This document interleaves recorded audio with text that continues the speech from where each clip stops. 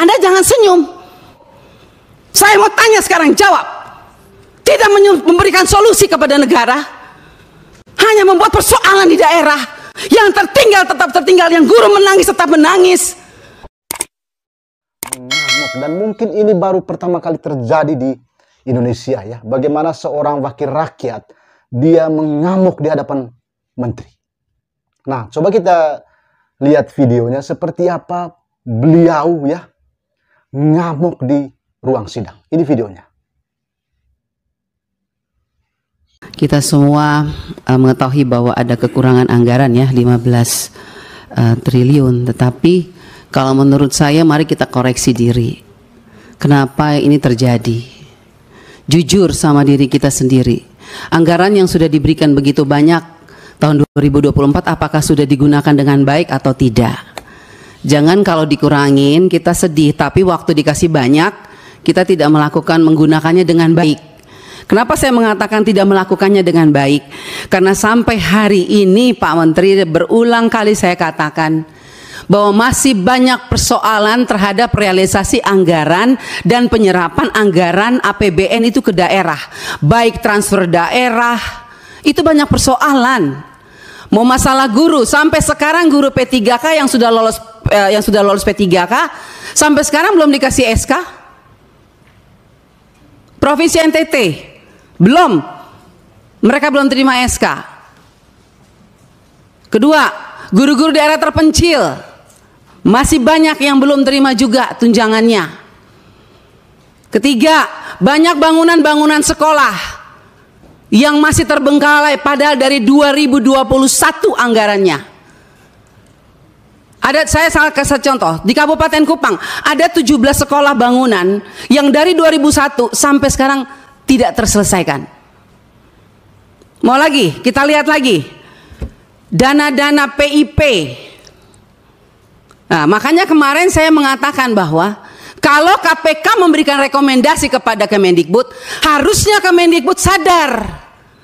Karena apa, kami ini Dewan, kami sudah bilang setiap rapat banyak persoalan, lakukan pengawasan, laporkan kepada kami.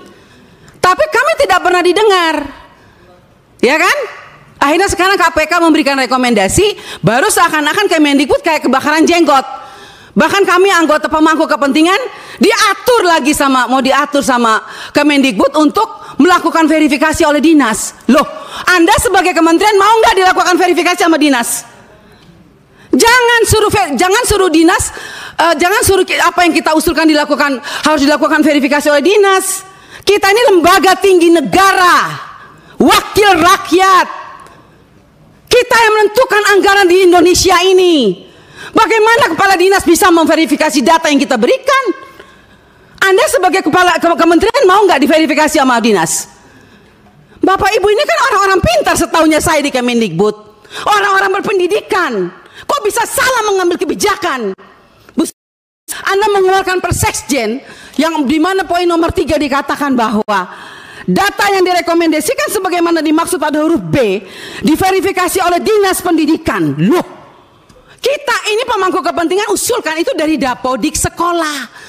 Dapodik itu harusnya kan, makanya tadi Pak Andre bilang operator sekolah itu diperhatikan, karena semua itu dari operator sekolah. Kepala sekolah aja kadang-kadang tidak tahu apa yang terjadi dilakukan oleh operator sekolah. Dinas Pendidikan juga nggak tahu. Nah, kementerian juga, jadi kalau mau melakukan verifikasi, harusnya kementerian melakukan verifikasi terhadap dinas, dinas lakukan verifikasi terhadap kepala sekolah, hasil verifikasi itu baru diberikan kepada kami. Itu jangan dibolak-balik.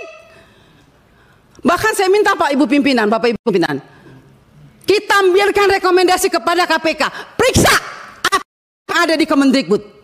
Karena ini banyak persoalan, PIP, KIP, dana BOS, banyak hancur ini.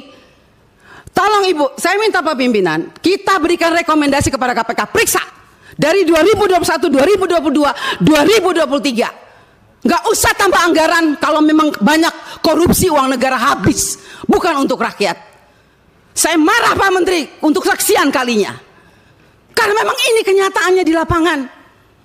Jangan dong kita dibikin seperti anak kecil. Kok apa yang diusulkan kita mesti diverifikasi oleh Dinas Pendidikan? Anda mau nggak sebagai menteri diverifikasi oleh Dikbud, oleh dinas? Jangan aneh-aneh lah.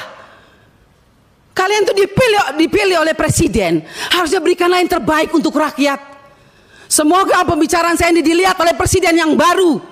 Semoga presiden yang baru memperhatikan kinerja kementerian sekarang ini, memperhatikan eselon-eselon satu yang sudah ada ini. Tidak memberikan solusi kepada negara, hanya membuat persoalan di daerah. Yang tertinggal tetap tertinggal, yang guru menangis tetap menangis. Bicara plafon digital, mana keadilan untuk daerah 3T? Enak daerah-daerah yang sudah ada internetnya diberikan terus, tapi kita yang daerah 3T yang tidak ada internetnya dibiarkan begitu saja. Mana keadilan sosial bagi seluruh rakyat Indonesia, Pak Menteri? Saya sangat kecewa. Kita sudah mau habis masa jabatan, Anda mungkin sebentar lagi habis, atau Anda lanjut, saya tidak tahu. Tapi saya puji Tuhan, Tuhan dan rakyat masih memilih saya kembali. Dan sampai ini, apapun yang terjadi, kita yang terpilih kembali, kita akan tetap memperjuangkan keadilan dan kebenaran untuk kemajuan anak negeri kita. Bukan untuk kita anggota dewan, bukan. Jadi jangan aneh-aneh punya pikiran negatif terhadap wakil rakyat. Semua data-data yang kita pilih itu adanya di Dapodik sekolah.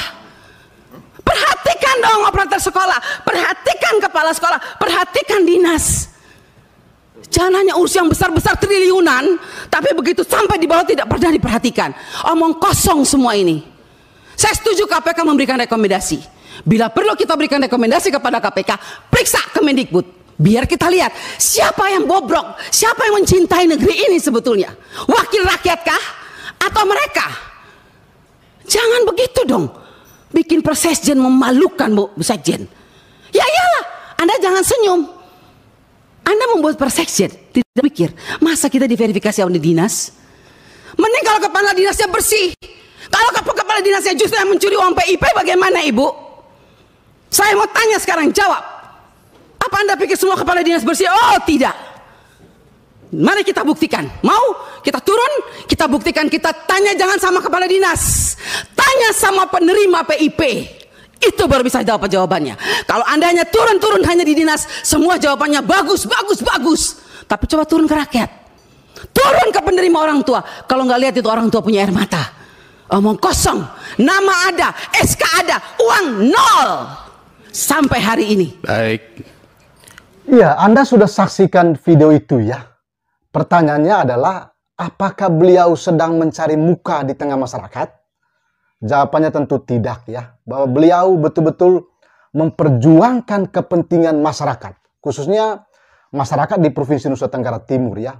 Jadi, kalau beliau ngamuk sejadi-jadinya, menurut saya itu hal yang sangat wajar ya. Dan ini baru pertama kali mungkin terjadi di Republik ini ya, bahwa ada anggota dewan, khususnya anggota DPR RI yang ngamuk sejadi-jadinya di hadapan menteri. Coba Anda saksikan video itu tadi ya, betapa beliau ngamuk yang sejadi-jadinya. Bahkan tidak canggung-canggung beliau meminta anggota komisi agar merekomendasikan ke KPK untuk segera memeriksa Nadiem Makarim selaku Menteri Pendidikan. Ini sungguh sangat luar biasa ya. Artinya beliau telah mengungkapkan berbagai persoalan-persoalan yang terjadi di daerah, khususnya di Provinsi Nusa Tenggara Timur ya.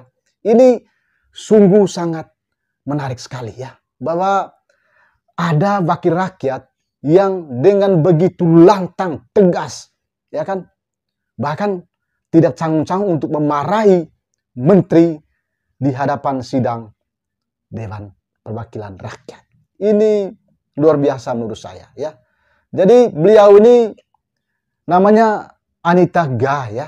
Jadi sudah periode ketiga menjadi anggota DPR RI dari Partai Demokrat. Dan kemarin terpilih lagi menjadi anggota DPR RI ya, periode 2024-2029 dengan jumlah suara yang cukup signifikan ya. Dia mendapat dukungan sekitar 130.000 lebih suara ya yang memilih beliau di Provinsi Nusa Tenggara Timur. Sehingga dia akan kembali duduk sebagai anggota DPR pada periode yang keempat nanti. Ya, kita berharap bahwa kemarahan beliau itu ya setidak-tidaknya bisa didengar oleh Menteri Pendidikan, ya, Kebudayaan dan Riset. Semoga apa yang mereka perjuangkan, apa yang mereka katakan semoga terrealisasi.